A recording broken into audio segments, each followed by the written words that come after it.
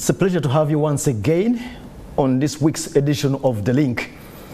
Thank you for joining us from last week, and this week we bring you a very pertinent topic, as I'm going to introduce in a moment. And we thank our sponsors, Airtel Uganda, who have bankrolled us to make sure we bring you this information that you can use. And particularly for Airtel Money, they offer you the Global Pay Card. It reminds me, recently I was helping a friend of mine to apply for a visa in the UK, and at some point they were asking for enter the details of your card. That means you need to have a card to enter so that you can pay for the visa. But with Airtel Money Global Pay Card, you don't need a physical card. You just need the wallet. And this tool is powered by Airtel and MasterCard. What happens is that you have your usual wallet on Airtel, and then you have this Airtel Money Global Pay Card wallet. There are two wallets. So you can move money from your usual wallet into this other one, and therefore you can begin to transact. And the transactions are powered by MasterCard, which is an international gateway for those doing business using cards. Buying things online, paying for movies, ordering for things abroad to come to Uganda, and so on. So it's all empowered within your mobile phone by Airtel and MasterCard. Just check it out, and once you move money from one wallet to another, it comes at no extra cost. So we thank you, Airtel Uganda, for supporting The Link. My guest tonight is Counsel Augustine Idoot, who is a partner at Kampala Associated Advocates. And we're going to talk about how do you avoid ending up in court with your employee. This is one of the areas that can hit on your money, your bottom line, because you are in court. So what are the key areas where you are going to find problems? And we're going to discuss that today and some solutions. Counsel Augustine, welcome. Thank you very much, Sam, and thank you for having me on board. It's a pleasure being here with you today. We appreciate you giving us your time. So question one, what from practice do you know are the most common areas by which employers and employees are going to end up in court? Okay. Thank you, Sam. Maybe before venturing into that question, yes. Maybe let me just give some kind of contextual background. Employer-employee relationships, just like many relationships, are founded on the key notion of a contract. A contract is essentially an understanding and an agreement between two or more parties in relation or arising out of which there are obligations, there are rights, there are duties. Okay. As it is with every contract, many contracts are not permanent in nature. Many contracts, have sometimes a conflict of interest. Absolutely. And that normally triggers a lot of, contestations in relation to disputes over whose rights have been trampled, whose rights have been honored, whose duties have not been fulfilled. Yeah. And so, as a result of that nature of a relationship, there are bound to be misunderstandings, there are bound to be disputes. And back to your question, what are the common areas? Yeah. Of course, there are varied types of disputes, depending on the kind of relationship that the parties might have, depending on the duties and obligations that have been imposed by the parties, either by, by law or by virtue of the agreements that the parties have done or have entered into. And also, the nature of the disputes will also be determined by the kind of culture and the behavior of the various parties. Suffice to note here is that both parties are most likely to be in breach. So it's not a one-sided thing that either the employers are the ones always in breach. Both parties have issues. And both parties are more likely or will likely be in breach. Now, when you look at the terrain or the landscape of employment relationships, there are indeed a number of contestation areas. But the most common that we are now witnessing in before the labor, the different labor offices, and in the courts of law, increasingly now at the industrial court. You can't summarize them. Maybe in the interest of time, I'll just pick out about 5 or 6. The first one is in relation to what generally we call as termination disputes. Termination. Termination is one of the modes that the law provides, and in most cases the parties also embed that in the employment contract on how an employment relationship can be brought to an end. In most cases, it can be with justifiable cause or with a justifiable reason or without a justifiable reason. And it's important to note here that the ability to bring to an end a contract of employment through termination is open to both parties. It's not a one-sided affair. An employee can bring to an end an employment contract through resignation. And for whatever reason, you don't need to have any basis for under which you can resign. You can resign for whatever reason. So that's one example through which an employment contract can be brought to an end. Similarly, an employer in law and under contracts can also terminate an employment relationship through termination. Now, it's important to note here that in the years gone by, about 3 years back, there was a lot of trouble for employers in as far as the exercise of this right was concerned, where the law and the industrial courts had increasingly limited or curtailed the right of employers to terminate employees without giving justifiable cause. What changed? It was more of a clarification or a harmonization around the interpretation of the Employment Act. At the time when the Employment Act was made in 2006, a lot of sections, a lot of provisions were being used interchangeably. So precisely the two words, and I'll be coming to the second one, termination and dismissal, the two terms were being used interchangeably. For me, they sound the same, actually. Yes, they sound the same. One is a without a fault basis. It's a no fault basis termination. Yeah, there is no reason. There is no reason. And so the courts had increasingly curtailed the right of employers to terminate. And the argument was the employers needed to have a reason.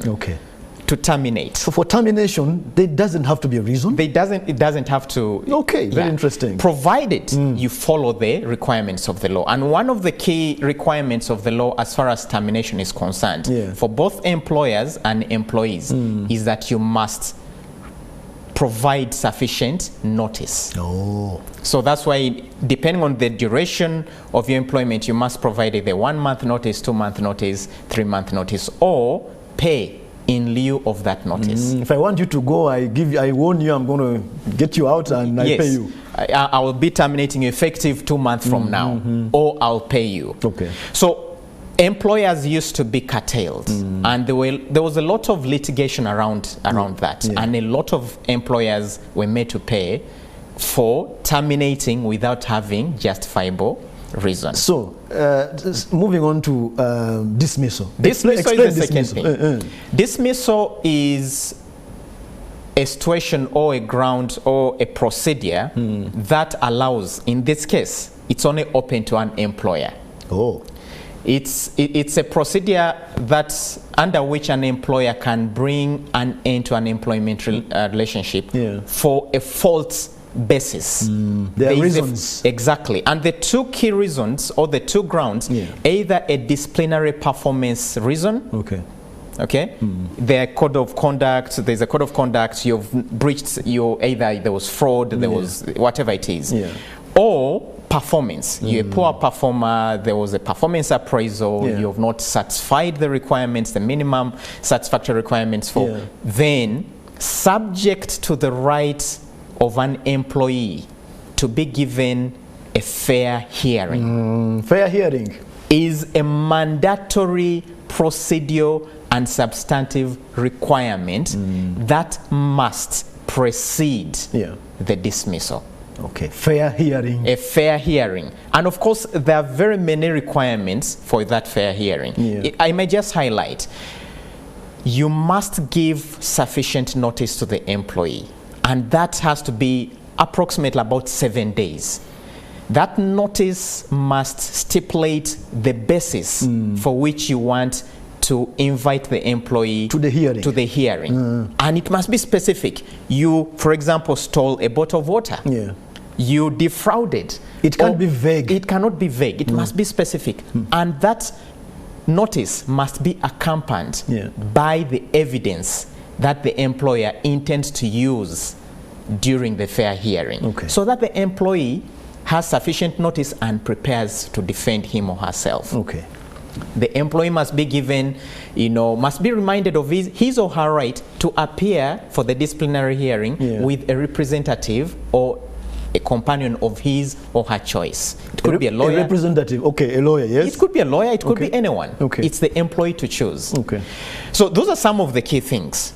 And of course, then the fair hearing takes place. If the employee is found culpable or liable on a balance of probabilities, so it's not the standard of a court, for example, but would an employer feel, looking at the case, I am reasonably satisfied.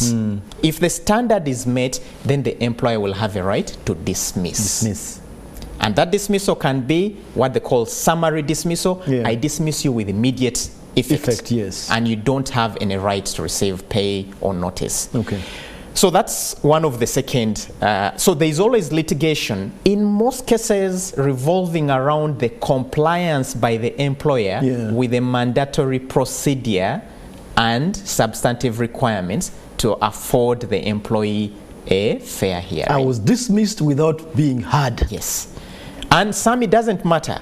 There might be 100% evidence to prove that I am guilty of the allegations. Even if it's beyond reasonable doubt. There is video evidence, it doesn't matter. The question is, did you avail me with my right for a fair hearing? So there is a lot of litigation. And most of the times, from my unscientific understanding of the labor practices, that particular issue is accountable for close to 70% of the litigation in labor before the labor officers and Counsel, what do you know? Why do employees not want to do the fair hearing thing? They are very annoyed. They're very angry. Employers, you mean? Employers, yeah, sorry. Yes, in most cases, these are human beings. And so, yes, they might be angry, and in most cases, they might not be aware of the legal requirements. So in most cases, they think, but the evidence is there. Why do I need to go through this procedure? But this guy is innocent. I mean, this guy is guilty. Sometimes even the employee has admitted. You get it, eh? So in most cases, they also feel, but why are we wasting a lot of time? Okay, there is evidence and so on, so witnessed, let's just. So in most cases, it's also the failure to do that is born out of ignorance. And sometimes just, the culture around legal compliance. So that's mostly what causes those kind of things. Lack of procedure. The Council, our time is running down. There are those are two areas. Termination, dismissal. Can you talk about the third one? The third, and of course, in relation to those, also maybe I'll just briefly sum up one. The issues or the contestations around terminal benefits. Yeah, you might have done everything right, but you didn't comply with the legal requirements or the contractual rights or the contractual provisions around terminal benefits. So things like, pay notice or severance or, gratuity and things revolving around that. That is the employer who has not done right. The employer, in most cases, has not terminated the employee and given the employee what is due to them. So there is normally contestation around what is due to the employees arising out of either this dismissal or termination. Fourthly is also a question around restructuring and redundancy procedures. What is restructuring? Restructuring and redundancy is a procedure under which employers undertake a holistic review of their business operations, either based on financial requirements, technological advancements, or operational needs, or market forces, and just to see how they can optimize their operations and then change the way their HR organizational setup is. So that in most cases leads to either reduction of the workforce and changing a number of things. So that's generally the essence of this. So where are the problem areas with restructuring? Again, non-compliance with the procedure. Okay. Because again, under the law, there are certain procedure requirements that you must comply with, including you must notify the employees, before commencing the restructuring. Okay. You must notify the office of the commissioner. Which industrial relations? Commissioner Industrial Relations. Yes, at the Ministry of Labor. If the workforce is unionized, you must inform the labor union. The union. And then that is the pre-commencement notification. Okay. And then after that, you must also carry out what they call a consultation with the employees and with the labor union if they are applicable and so forth. Yes. And then after that, you must now issue the termination notices. After you've done the consultation and you've come up with, the real restructuring needs. Yes. And then you must also now, that's when the termination takes place. Okay. In most cases, again, employers tend to ignore one or two things. That normally, again, creates a basis for employees to challenge, the procedure. They just do the list and say. Yes, exactly. And sometimes some employers, don't really carry out a restructuring with, a genuine, legitimate purpose. Sometimes it's just an excuse to let go of, get rid of people. The bad apples, you get it, and through a perfunctory exercise. You're really not restructuring, but you're just letting go of one and renaming titles, but really not carrying out a restructuring. So that restructuring exercise has to be looked at in a holistic manner to really assess and evaluate whether this was a restructuring in fact, or it was just an excuse of a restructuring. So it's open for employees to actually challenge the process. And again, especially after COVID or during COVID, we saw a lot of disputes again arising out of that. And of course, employees increasingly are becoming very informed, and which is a good thing because then it activates compliance requirements. The other issue, again, you raised a point for contestation or disputes, workers' compensation-related issues. We have 1 minute. Workers' compensation. The Workers' Compensation Act requires that employees, there are certain obligations on the part of an employer.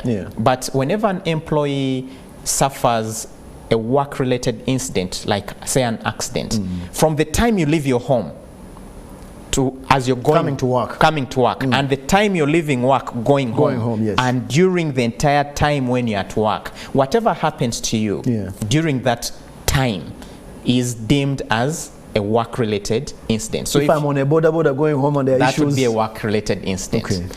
If there is, and there are certain things what are called scheduled diseases. So again, if there is a scheduled disease, there's certain diseases that you're culpable or susceptible to getting on account of your work. So again, there are disputes around that and the non-compliance on the part of on part of employers to examine, to assess, to ensure employees and to ensure that they're actually compensated whenever such an incident happens. Again, there are disputes around that. So broadly speaking, those are the ones that we're beginning now to really identify. I think I'll need to bring you back to do more. And in 20 seconds, which are the laws that govern all the things? Of course, the beginning law is our constitution. The Constitution of Uganda, the Workers' Compensation Act, the Employment Act, and then of course also the Occupational Safety and Health Act, and of course then there are also certain other laws that govern the procedures. Meaning that the employers need to be cognizant of these laws. Yes. And they need to come to you. Well, or any other expert. But of course, if they can come to me, I would definitely be pleased to help. Absolutely. Thank you very much, Counsel Augustine Idoot, on taking us to class It's a pleasure. Employers especially, taking you to class on these issues that are going to bring you problems with employees in court. We thank Airtel Uganda for supporting the link. And remember, Airtel is offering the Airtel Money Global Pay Card, which is powered by Airtel and MasterCard, and it helps you with your phone do international transactions without needing a physical card. Please check it out, and there is no cost added when you move money between your normal wallet and the one for the international gateway wallet. Please check it out and find convenience in doing business online and otherwise. We want to thank you again, Council Augustine Idoot partner, Kampala Associated Advocate, for taking us through the trouble areas between employers and employees. Thank you for joining us all out there, and we thank you very much for your support. That was The Link.